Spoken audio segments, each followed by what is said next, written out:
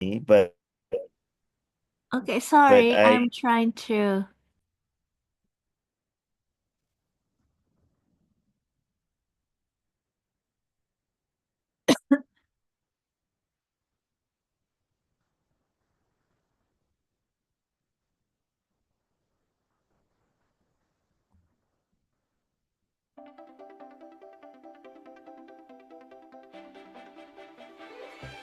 Hello, Hello, I'm uh, Teely. B. Teely. Keely. Hi, welcome. Thank So you. we will be waiting for another facilitator will be here, and other participants will be here. And while we are waiting, please put your name, where you are. I'm in Tokyo. And what emotion you'd feel towards unknown. And the last um, question, guess what's in this box? In this red box. So please. Hello everyone. Hey hi Toto. everyone. Hi Hello Drew. everyone. So again in the chat, please write your name, where you are now, and what kind of emotion you'd feel towards unknown. And guess what's in the box?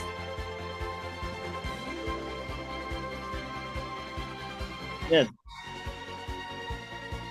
that red box on the right hand corner. Maybe you can just type in what you think. Let's see you. Again, hi everyone. Welcome to Embrace the Unknown with Hikaru from Japan and I'm Toto from the Philippines. It's nice to have you guys here.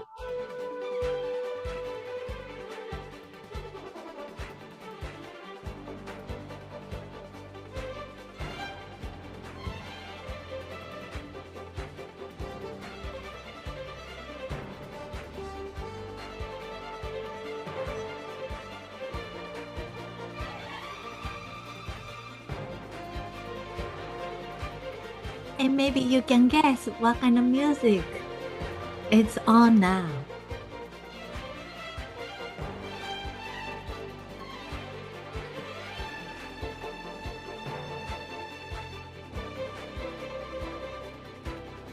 Here, dark chocolate. Oh, yum. Right. Lena said that the unknown can be scary but also expansive. And she's guessing it's just like chocolate inside the box. Chocolate inside of it. Right. Hikaru feels excited and there's a stuffed animal inside that red box. I have so many stuffed animals. Really? I'm You're such a from Florida. Curious and a small rock. Okay, small rock, yeah. Haru, excited. Many coins from different countries. That's great. That's a nice gift.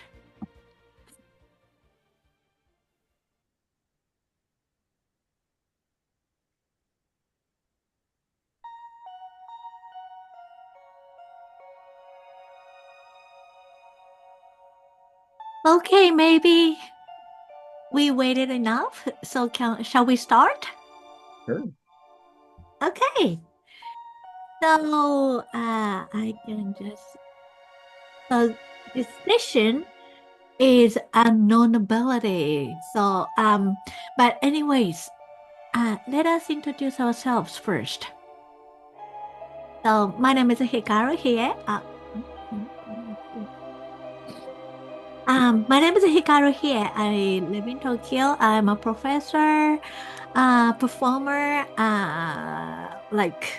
activist, performance activist, project manager, and event producer. And I have all different kinds of job. And I get really curious and excited. And I can talk about the story about unknown. Not yet. Okay. You haven't heard this yet. Okay. So I had an opportunity to become a high school principal once, about 5 years ago. Because I get so excited and curious towards unknown, I grabbed the job. But unfortunately, I failed. I couldn't stay there for more than 1 year, or I mean, 2 years. So I was as a principal for 1 year, but I decided not to be anymore because it was so hard. I didn't have enough experience, and but I learned. So I'm passing the ball to Toto. Hi everyone. Welcome to Embracing the Unknown. My name is Toto. I'm from Manila, Philippines. And a little background about me. I am a physician. I trained in radiology. The we read X-rays, CT scans, MRIs, and we do ultrasound.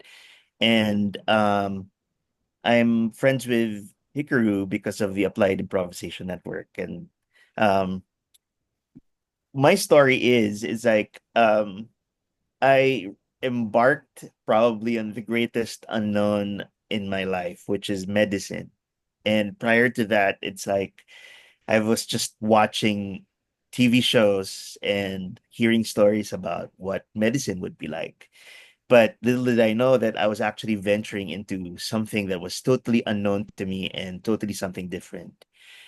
Um, During different phases of medicine, you tend to shift from being a student to being a teacher because as you grow up the medical ladder, you tend to take people under you to become students. So you teach them about medicine. And there are so many times when we face cases that we really don't know anything about, even if you prepare and read and stuff.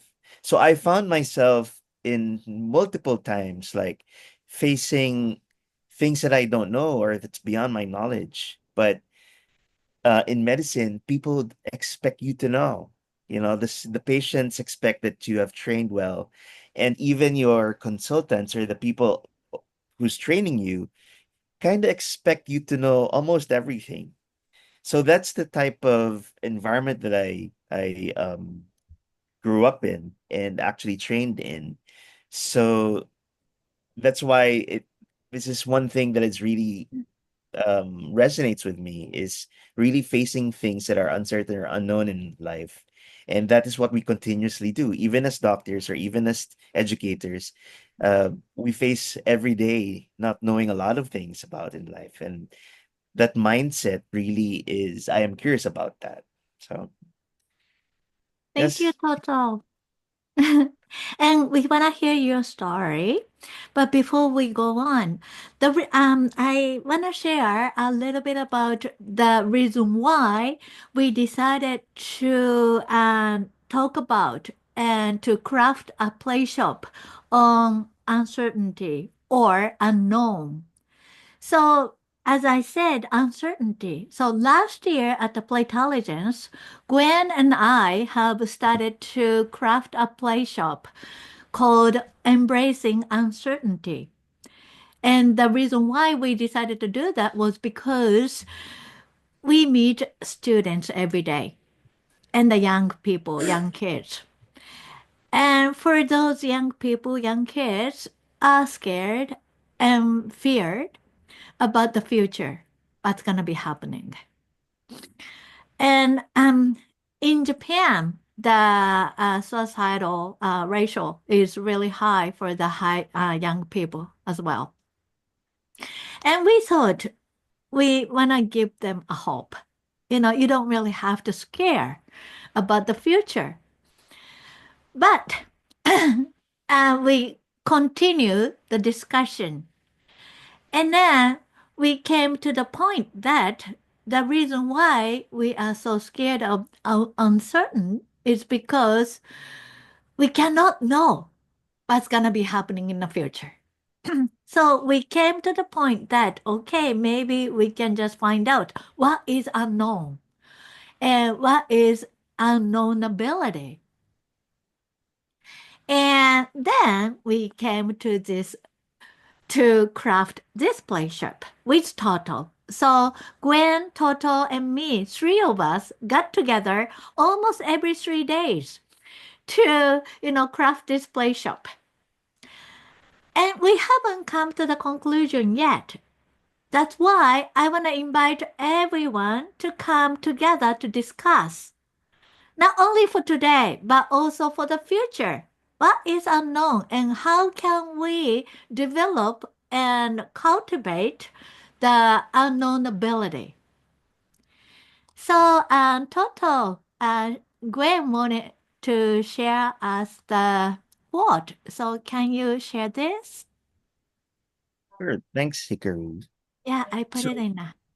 yeah, thank you. So, when we were talking about the unknown and how to actually um, craft a play session about it, we realized that it's really such a huge topic.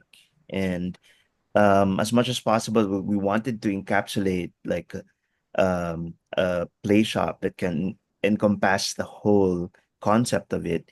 Um, we kind of know that this might be like a touchstone that can lead to further exploration of what the unknown is. So Gwen wanted to start the session with this quote by Stephen Nachmanovich, right? Who uh, articulated it very, very well in our opinion.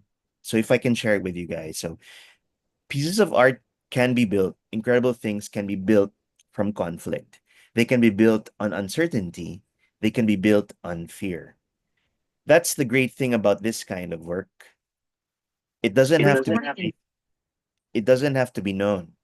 But if you're using your capacity to listen and if you're using the innate structuring ability that's built into you as a 4.5 billion year old living organism, then you can use fear, conflict, difficulty, unknowability as the basis for doing incredible things. Right. So in the process of like discussing what the unknown is, Gwen wanted to cast light on the fact that we have been evolving as a race, like humans, for millions of years. And um, it's just so amazing how when we started, we were facing a lot of unknown things, but here we are now. So we are a product of actual evolution of into the unknown. And and what lies ahead of us is still unknown. So that is something that is worthy of reflection, right? So back to Hikaru, where she will explain what we see now on our screen. Okay. So, before I go to to show another journey, here's a question. So, what are some things in our lives that are not knowable? That are not knowable. Interesting. If you wanna just talk about it, you can just raise your hand. Oh, Tilly. This is kind of morbid, but when we're gonna die. Ah, right, exactly. Right, right. That's one of the things that when we were trying to run this exercise, it's like that's one of the things that kept popping because like, life is uncertain, but that is like the thing that is sure for each and every one of us. But as to how and when, we all don't know. So that is one of the great unknowns in life. Mm, So mm, thank you for mm. sharing. Yeah. And it's And and it sorry, go ahead, oh Hikaru. no, Beth just shared another say what the future holds. Right. Hi, Beth. Yeah, Hi Toto, hi Hikaru. I mean, it's almost like nothing. Nothing is really certain. right, right. Well, that And- makes me feel like, but somehow, like, people feel, a lot of things are sudden. Why is that? Why is that? Hmm.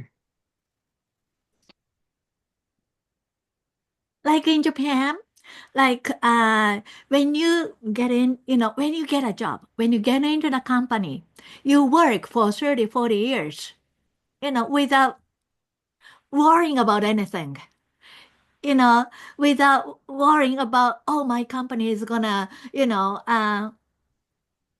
die or, collapse or, going bankrupt or, once you get a job with a big company, then, you know, your life is fortune. That was a myth, but a lot of people believed in that, but not anymore because of the economy, because of the, things happening in the world, you know, people, started scared.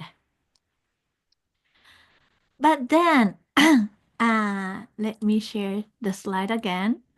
We came up to that journey that, okay, now you know that you cannot know everything. There are a lot of things. So that's a step zero. You see, in your future, a lot of things are unknown. So step zero to step one. And what can I do? There's nothing I can do. So I just have to accept it. So you slowly start accepting it. And if you get a chance to practice improvisation, then you can just play with it. That's step three. Oh, whatever happens, you can just play with it, or you can have fun with it. And then you kind of feel like, okay, I know everything. Then go back to step zero. Like me. I was talking about my story at the beginning that, I thought, oh, I could handle everything with improv. But then I couldn't do that. I failed. So now I came back to step zero and then step one, and then still I accept whatever happens because you cannot deny, you cannot reject. It's happening already. So instead of rejecting, denying, you just have to accept. That's, simpler. Then I started playing with it again. Then maybe I will go back to step zero. So it's a never ending story, never ending journey. So let's have fun to have this journey together with these people here. Thank you very much for being here. So, Toto, let's Yeah, play. sure. I think Hikaru will bring us back to like where we can see each and every one of us. Hi, yes. All right, so there's 16 of us. We invite you to uh open your cameras if you're able to. All right. So remember, now we're going to try to get to know each other and remember. So remember when we asked you to type what's inside the box, so which is like the unknown, which is actually the reflection of how we feel. We notice in the answers that some people kind of felt curious about it, or some people are anxious or excited what was inside the box. When we were trying to come up with this exercise, Gwen was actually anxious about it. She actually had the pressure of like knowing what was the box, what's inside the box. And it actually brought me to the days where a doctor, a consultant, or attending, like an old doctor would ask us young students about a certain case or about a certain diagnosis, and would try to probe us on our line of reasoning, and we would panic because we didn't know the answer. So it kind of made me reflect on how anxious I can get when I am faced with the unknown, right? So we would want to try to get to know each other and a little bit of how we react towards the unknown by playing this game, right? So what we're going to do now is we're going to try to pass a ball. So like for example, me, I'm just gonna say my name first, and then I'm going to say the feeling that I associate most with whenever I encounter the unknown, right? And after that, I will try to do a pose that signifies that emotion that I feel towards the unknown. So for example, I'll try to demonstrate it. So my name is Toto and I am curious. So every time I see some things, probably that's how the educator doctor in me, whenever I see something that is unknown, I am curious about it, right? So Toto, curious. All right. Total So curious. can I ask everybody to repeat my name and repeat the action. So Toto, Total curious. Total curious. curious. Total curious. All right. So I'm gonna pass the ball to Hikaru. Okay, thank you. So, Hikaru, curious. Hikaru, Hikaru. Kakuru curious. Curious. curious. Curious. And I'm passing the ball to Tilly. I have a question. Go ahead. Are we all using curious, or is it just that the two of you No. used curious? We Yes. Yes. both get curious. We So, our predominant feeling for the unknown is curiosity. So you can use any emotion that you feel towards the unknown. You know, the strongest one or the most recent one. It's really up to you. Hmm. I should have Um, said excited and curious. so, Teely, interested. Stood. No. Teely. Tilly, Tilly Really interested. Interested. interested. interested. Hmm. You Thank you, can pass the Teely. ball. Pass the ball. Yeah. Alina, Thank you. I think I saw you do a symbol for your name too, so I'll go with Elena as Elena. my Lena. symbol. And my word is avoidance. Oh, Ooh, avoidance. Alina, Avoid. avoidance. Avoidance. Avoiding. Avoidance. Ah, Okay. Yeah. And I will pass it on to Nobuko. Thank you. I'm Nobuko, and I was very busy yesterday, so now I'm fine. ah, I'm fine. Fine. Fine. Fine. Thank you, Nobuko. Okay, I will pass to Beth. My name is Beth. I have a complex of anxiety and curiosity, so I'm Beth. Ah, Beth. Beth. Beth, anxious, curious. Thanks, Beth. Anxiety and curiosity. And I am going to pass the ball to Lisa.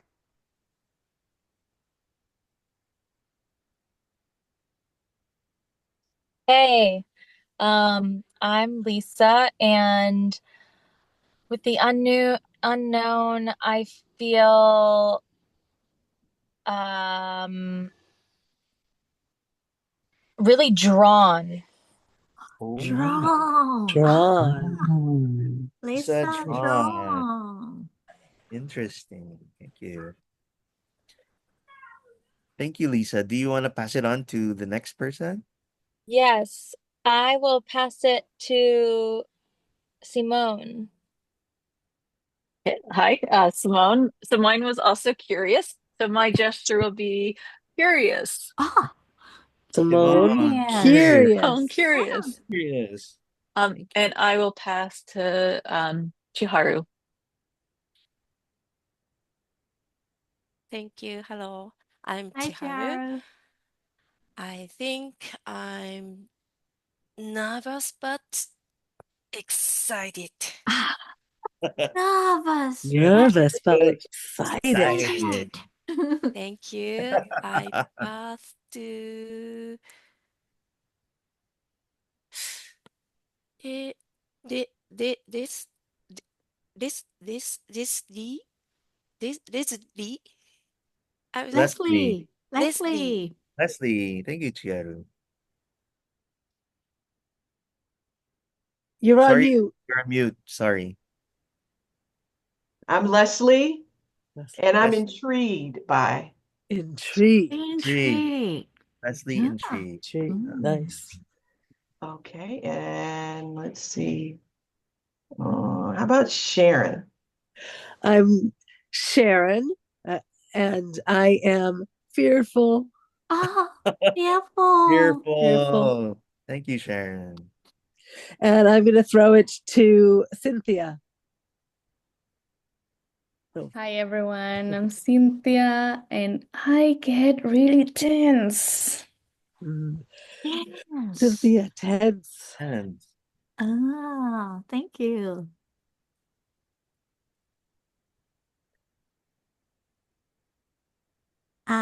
We still have Barbara, Zara, Susan, Joseph, and Tamara are there. So Cynthia, you can pass it on to. Pass it to Susan. Have you gone yet, Susan?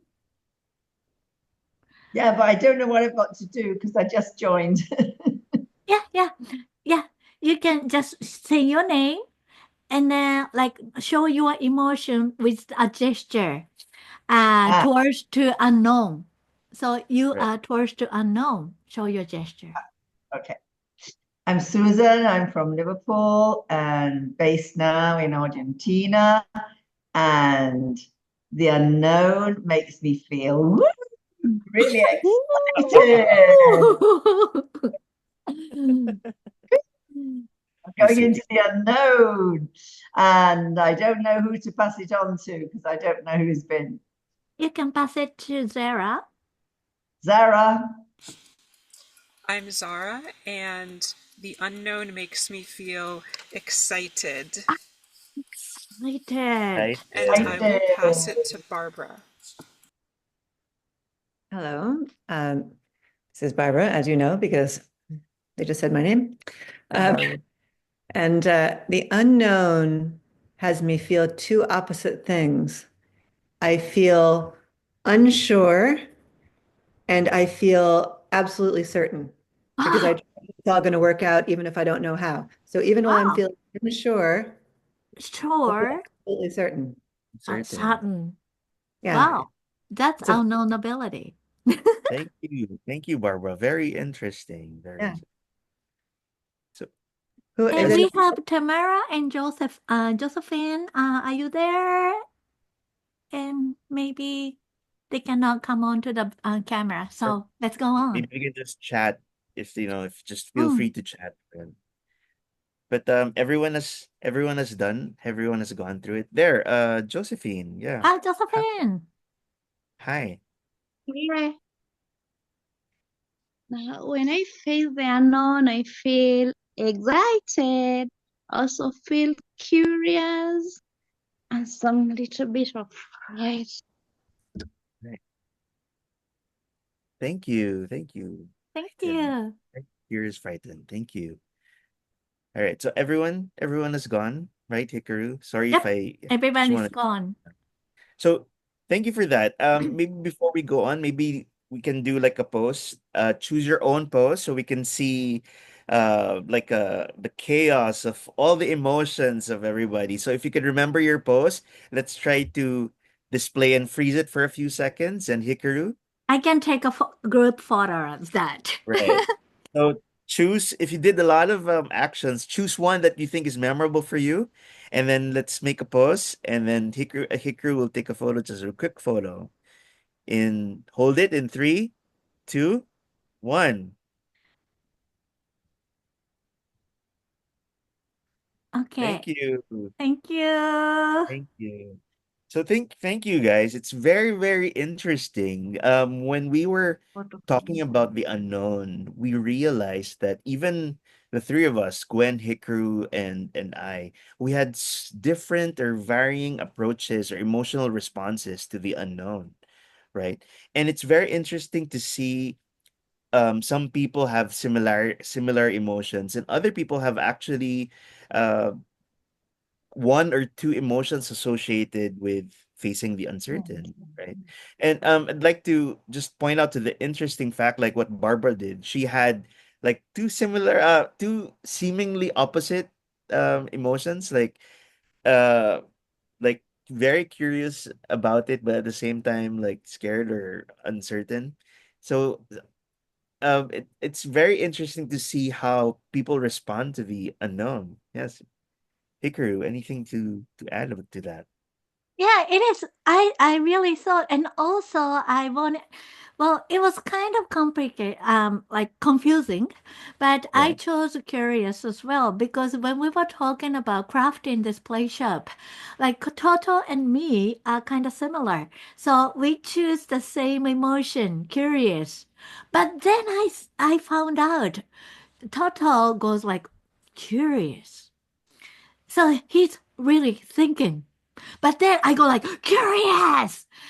I grab the opportunity. Oh, I go whatever, you know. I never think. I just jump into the thing. So I never think, but just take an action. But for both of us, we choose curious at the same time. So what are those? So that words are really, language are really, interesting. We choose the same language, but we are maybe in a different emotion. So we came up to the idea that you have your own emotion monsters inside of you. Let me show you what kind of emotion monsters you have. See? And so you have all different kinds of emotion monsters. And we kind of named the monsters first, but we decided to throw them away because, it's up to you. You can name the monster. For example, the number 8, this monster was really popular among us. Oh, we want to have that monster. He looks really cute and curious. But yeah, we decided not to name the monsters because you already have your emotion monster inside, and then you cultivate your emotion monsters inside to meet unknown because a lot of things are unknown, but to cultivate your unknowability. You wanna tame your monster, you wanna cultivate your monster, and you wanna develop your emotion monster. That's what we came up to. Am I missing anything, Toto? No, it was just really when we were just trying to talk about the unknown, and Hikaru had this idea of representing that inner emotion that we have of what we feel towards the unknown, and in a way that actually helps us deal with it, or face it. Because when we have a clear picture of an idea of how we handle it, then we are more aware of how we are and how we react towards it. And maybe um it actually enables us or gives us the agency to actually face what is unknown in our lives, right? um I'd like to try to unpack or dive more into that little exercise that we did, Hikaru, because it's interesting for me that we rarely get the chance to actually talk about the unknown. And a while ago, like people were sharing what the unknown is, like life or even death. And it's something that, like in my case, I don't really get to talk about it with other people. As a physician educator, I am expected to know a lot of things, right? And for me, admitting that I don't know anything actually sometimes can be seen as admitting that I am a failure, or at least I am not as at this level where I'm expected to be. So while going through medicine, I had this image that I have to come across as I know I'm supposed to know everything because that is what's expected of me. And the line of work is that because the patient deserves it, that I should know everything. But it is so freeing for me to just even admit to myself that I don't know everything. And especially in this group where we're trying to explore and talk about the unknown, it actually is very refreshing for me to see people manifest what is unknown to them and actually share their emotions and feelings. So that is why this is resonating so much with me. I don't know how it is with you guys, and I'm actually interested in knowing, and I'm actually grateful to for everyone sharing their emotions. So maybe Hickory, we can have one or two people talk if you guys would like to share how Mm. it is with you and that your emotion. Yes, Hickory, what do you think? Um, well, what I'm thinking is like, when I started practicing improvisation, like I I have serendipities all the time now. That's what Barbara was talking about. I was uncertain, but I was certain. You know, and I love that word, the serendipity, because I kind of feel like, oh, I knew that was going to be happening. Yeah. But I was not uncertain. I was not known. But I made it through.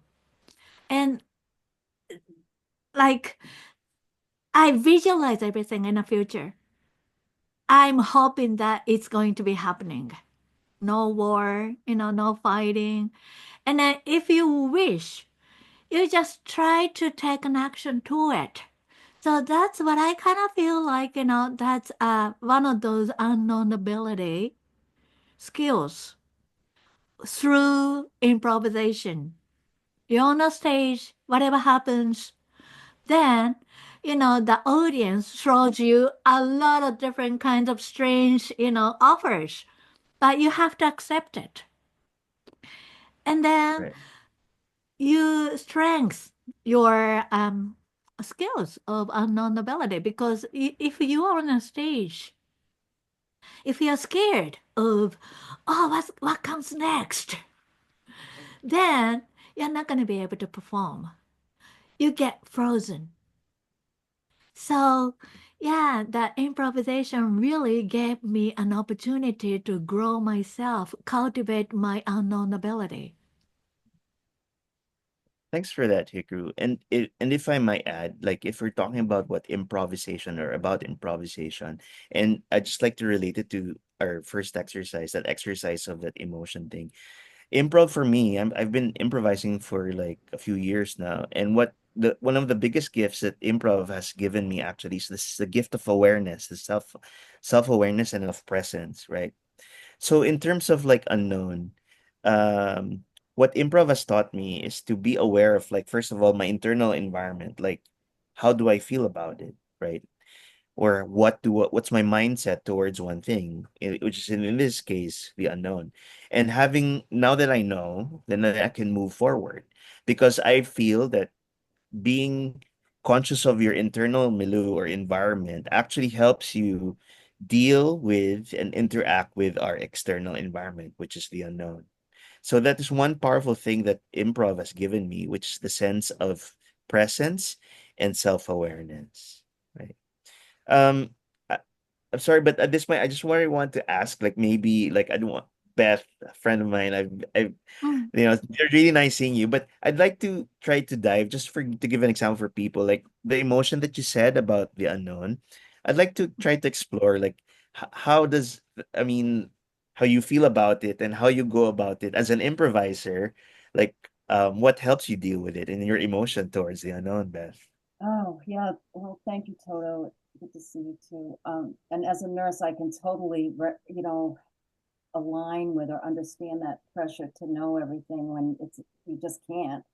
But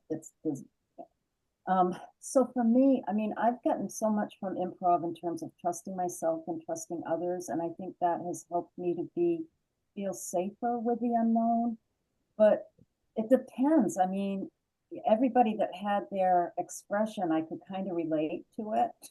I could relate to being curious, I could relate to being anxious, and I think some of it for me is how I'm feeling. If I'm feeling insecure for whatever reason, I don't know, I may have had a conflict with somebody or feeling self doubts about something, then that's going to make my tendency for being anxious about the unknown bigger.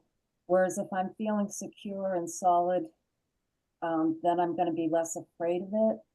And I think meditation has also helped because it's helped me to, settle in and trust. Sometimes it's like riding a wave, and just stay, you'll be okay. And even like Barbara, when she said she completely trusts it, I mean, there's a part of me that does. I know I'll be okay. I am. I've had things in my life that I not what I was expecting, and here I am. I'm fine, but not always easy. Is that kind of what you were asking, Toto? Great. Yeah, thank you. Thank you, Beth. I just want to riff off on what you said. It's really interesting, like knowing the emotions said by people because you can identify with that. And it kind of brought me a little bit relief that, oh, I'm not alone. Like some people also feel excited or anxious or even accepting towards what we don't know, right? And what I noticed, but also what Hikaru said, even if we feel the same thing towards the unknown, it may not necessarily be the same manifestation. So, like for example, my curiosity is more of like an academic curiosity like towards it, like I want to know more, whereas Hikaru was more of like playful, like curious, but she wants to like grab it and get to know it. So that's how it comes across to me, and it's really interesting seeing it, and I'm really thankful that I'm getting a chance to actually talk about it, which is something that we rarely do in real life, especially in like our position where we hold positions of authority where we're actually expected to know like a lot of things, right? So it's very refreshing. Yes, Hikaru. What about back to you, Yeah, Hikaru? well, we only have 10 minutes left. I wanted to notice. So we have to came to the conclusion, come to the reflection session. But before we go, like even though it says play shop, we couldn't play enough. So, we had so many games we wanted to share, but we only have 15 minutes. For example, to cultivate and develop your unknowability skills, I would really recommend you to play What Comes Next. So you can play within like a pair or maybe in as some people, some like for example, I asked Toto what comes next. And he offers whatever he says, like a bird flew onto your head. And then I have to accept, oh my God, beautiful bird, and stuff like that. So you can play with it, and then and then the offer can be really strange, can be frightening, can be really fun, playful. Whatever offer comes, you have to accept and then play with it. So that gives you a good opportunity to develop and cultivate your skills of unknowability. But then we are running out of time. And as I said, this is our journey. And you are on our same boat. So we are going to be traveling together. So we are hoping to meet again sometime soon, like next week or so. And I would like to invite you to come to our long, playful reflection session. So put your email so that we can contact you. Anyhow, let's do the reflection session. Right. So We have a few comments, Hikaru, on the chat. Do you want to like let's go through it and read it? hmm. Okay. Just really quick. Like Leslie is saying, I'm wondering about the cultural differences it relates to the unknown and uncertainty. Do different cultures have a higher tolerance for operating with uncertainty? Oh, interesting. Do you just want to have like 1 or 2 minutes to tackle that, Hikaru, or I would say in Japan, towards the unknowability or not ability, but unknown. You know, a lot of people try to avoid what what's gonna be happening. So, avoid or protect. For example, like at the COVID, like everybody was wearing masks, even though we don't really have to. People are so scared because we have been trained to avoid and protect ourselves by the government, I think. right? I see. Nobuko and Chiharu, if you and then Simone, you've lived in Japan, right? So, if you have any comments about that, please share.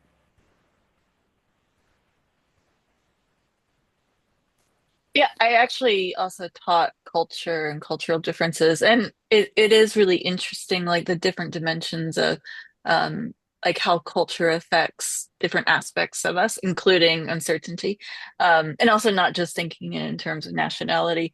And there's some research on it as well. But yeah, but I agree with what you're saying. Like I experienced that as well when I lived in Japan for 16 years. Um, so yeah. Did you feel uncomfortable being said everything to do? Or, No, because like it's a nuanced thing, right? So um like you learn by watching other people like what you should do. For example, like there's a subtle thing with Osaka. I lived in Osaka, Nagoya, Tokyo. And so like when you're like how you behave in Osaka, like even what side of the escalator you get on is different from Tokyo, right? And that's a subtle thing. You have to like luckily somebody I knew about this before I moved to Tokyo, but um you pay attention to what other people are doing Yeah. so that you don't disturb Mm. and you don't stand out as much. Um Right. yeah. But Yeah, yeah, that's right. um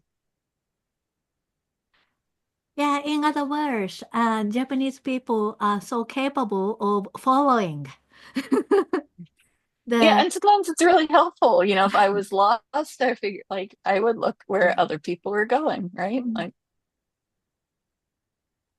Thank you. Right.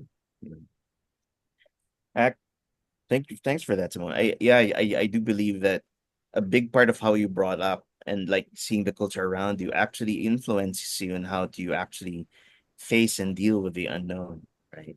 So like for example, in my country, aside from my country, like people are too busy to actually think about, let's say, death because it's like a given thing in our lives. Like we live in a country that is like, visited by typhoons and earthquakes and volcanoes. So in my opinion, like the way that we view it, it's like a given thing, so a lot of us actually tend to not really think about that because it's beyond what we can control, and we try to focus on the little things, which is actually like surviving, because like a lot of my countries was really just want to survive. So Mm. yes, I do see how this different differences in cultures and educations and beliefs can actually shape your view of what the unknown is. Mm. Josephine, maybe you wanted to talk. Yeah, sure. I also think that the level of exposure contributes to how we face the uncertainty, because as you look at today, where machine learning and AI is taking over almost on everything, majority of us are afraid. Am I in a position to lose my job? What does the future hold for me? And especially for the older people. While for the younger generation, they really embracing it and saying, yeah, this is the way to go. And whatever it takes, let's flow with the changes. So the level of exposure is also a measure on how we tolerate and experience these uncertainties. Thank you. Thank you. Thank you, Josephine. Thank you. Maybe one more comment or question or reflection. Anybody? Elena? On the note of cultural differences with dealing with uncertainty. Yeah, to be honest, I don't know. So I've lived in 4 countries, and I think maybe like the responses are a little different, but I don't know if it's, I don't know. Like, so I'm from Finland, where I think there is a lot of emphasis on things working the way they're supposed to and everyone doing what they're supposed to in an orderly manner. And then I lived in Greece, where I think in some ways things seemed more improvisational, if you will, to me. Sort of like there wasn't, you didn't necessarily want to plan 2 weeks in advance because it just did not make sense because that was not the timeline that people were operating on. But I don't know if I'm willing to go as far as say like that somehow indicated tolerance of uncertainty. It was just the moment where you start dealing with a situation was different. Like I think Finns are excellent at like trying to deal with a situation 2 years in advance. Whereas in Greece, it was more like, okay, this is now in front of us. Now we're going to think of how to address it. So yeah, I don't know if I have a, particular insight into that.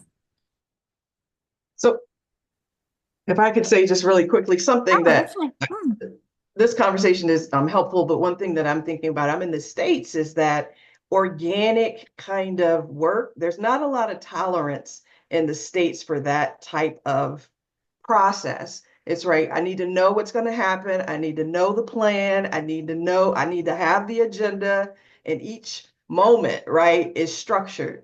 So I think various cultures, I'm guessing, may have a higher tolerance for like an organic kind of process of things unfolding over time, where in Western cultures, in general, we tend to be more time focused, right? And every moment has to be productive. Yeah. Right. So that's kind of where I was coming from there. I Thank you. totally agree. Right. That Yeah. And so I'm really curious about those cultures that are more tolerant for those kind of